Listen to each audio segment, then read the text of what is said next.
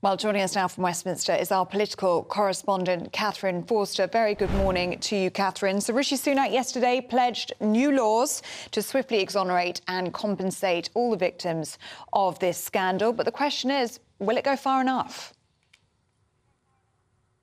That is indeed the question, but at least the government is now moving fast. They seem to have gone up several gears, because normally, in terms of any sort of righting of wrongs of innocent people, the state moves at really a glacial pace, and have done indeed for many years, while some postmasters have been fighting for justice. So yes, this announcement yesterday, convictions will be quashed by the end of the year. The government is saying this bill will be brought forward shortly.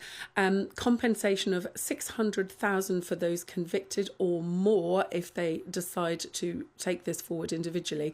$75,000 upfront payment for people who weren't convicted. But of course, no amount of money really can undo the damage that's been done. People have lost their lives, people were shunned, they lost their businesses, they went bankrupt, many of them went to jail, they were vilified often in their local communities.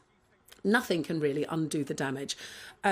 Certainly 600,000 will go some way. The government is earmarking about £1 billion in total for the cost of this. In terms of the £75,000 payment for those not convicted, plenty of criticism about that, because of course that might seem a lot of money, but when you consider what these people have gone through for year after year, having paid back often tens of thousands of pounds to the post office that they did not owe, that may not seem very much at all. So questions too, of course, about who will foot the bill.